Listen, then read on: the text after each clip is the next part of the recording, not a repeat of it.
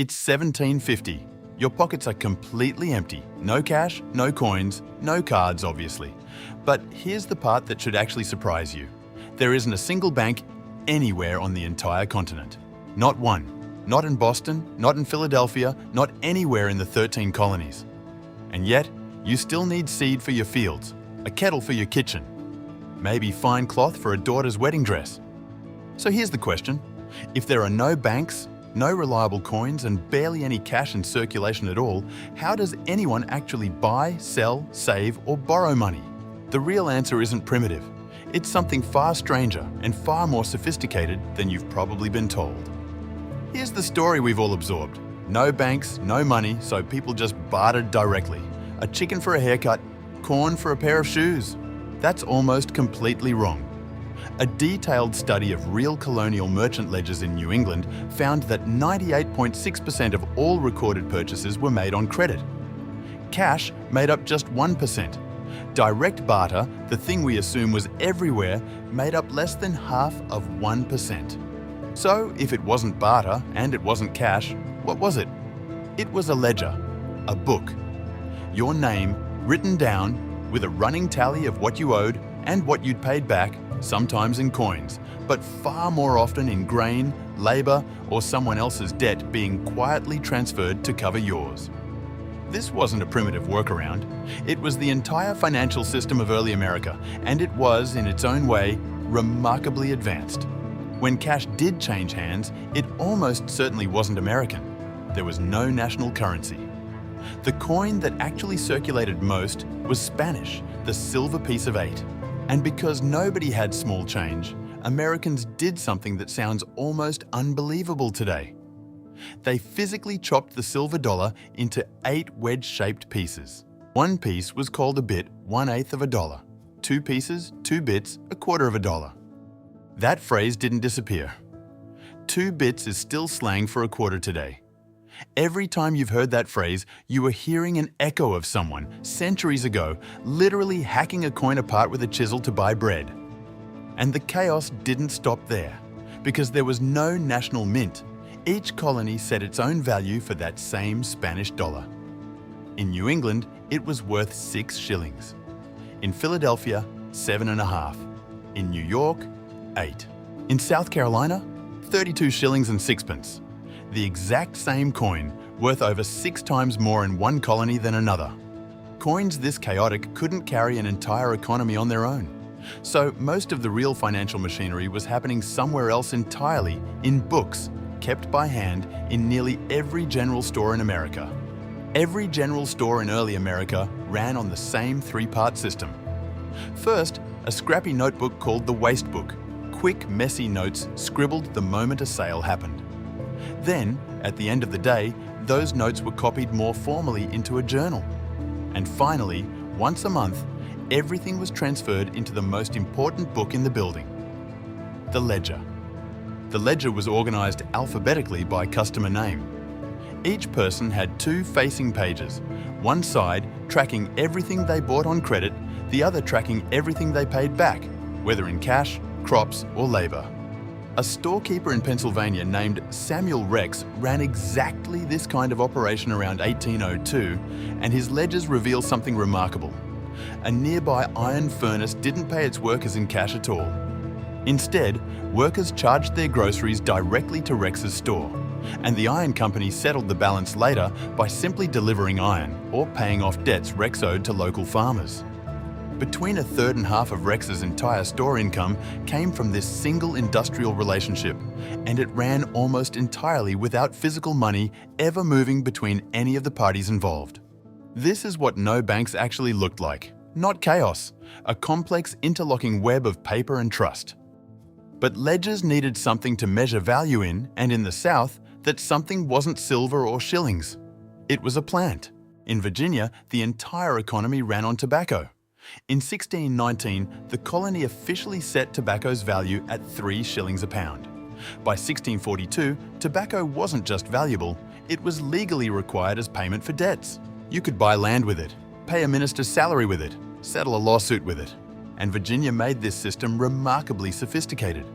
Starting in 1713, farmers brought their harvested tobacco to government-inspected warehouses.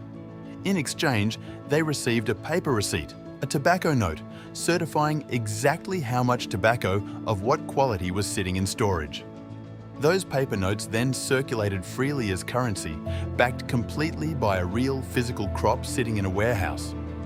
It was, in effect, paper money decades before a single American bank existed, and unlike a lot of paper currency that came later, it almost never lost its value because it was tied directly to something real.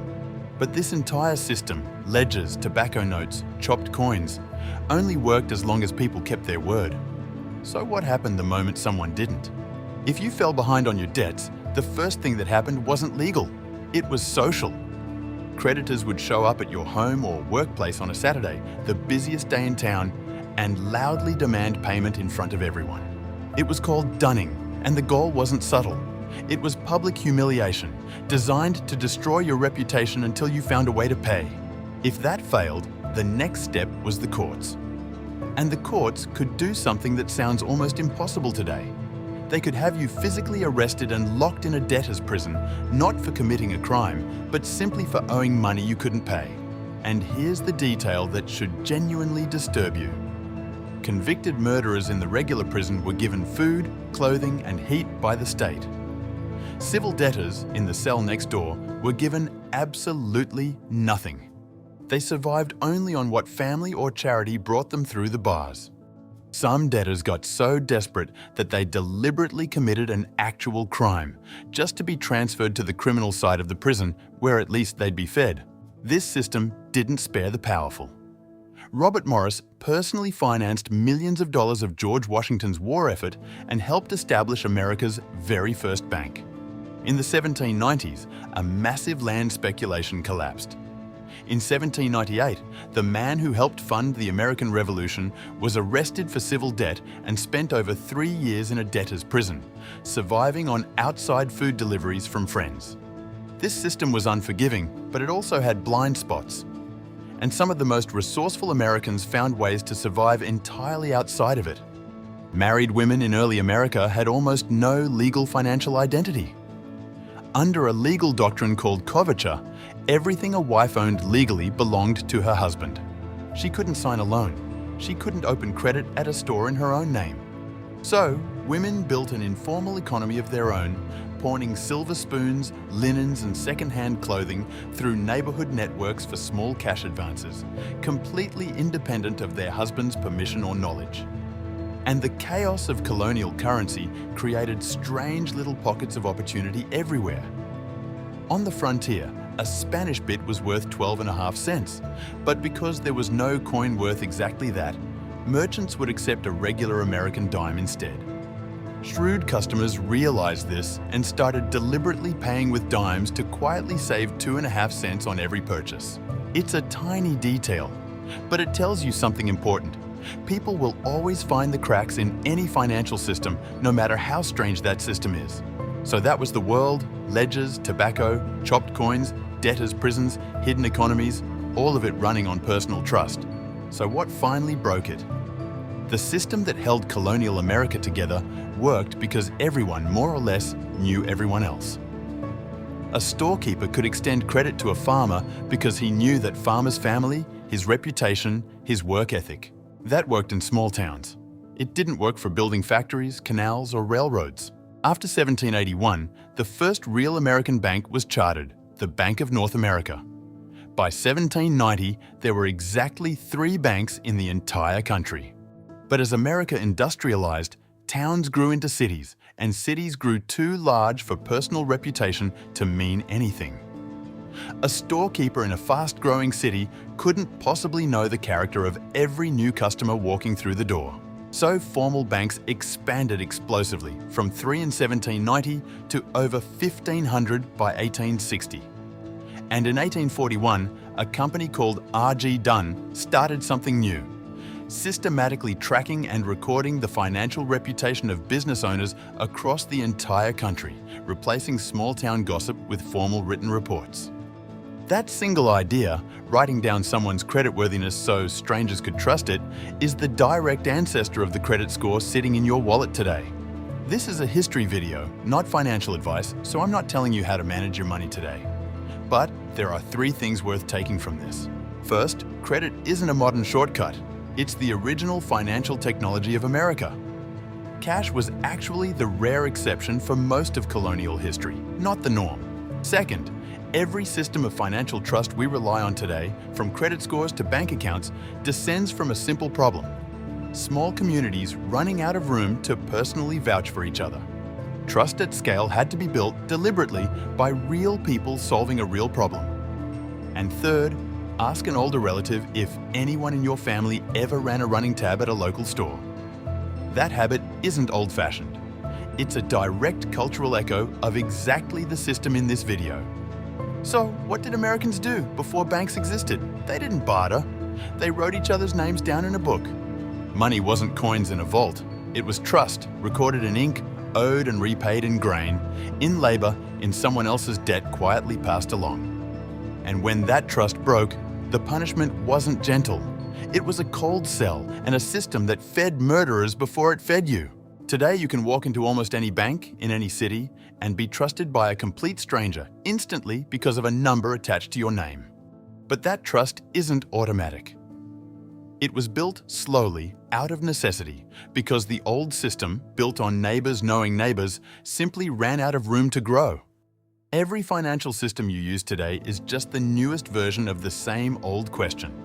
How do strangers learn to trust each other with money? America has been answering that question for 400 years. So tell me, if you had lived in 1750 with no bank, no cash, and only your reputation to rely on, do you think your name would have been good for credit? Drop your honest answer in the comments, because next time we're staying with money, but going somewhere darker. Before police departments existed, who actually kept the peace in American towns, and what happened when they didn't? And I'll see you there.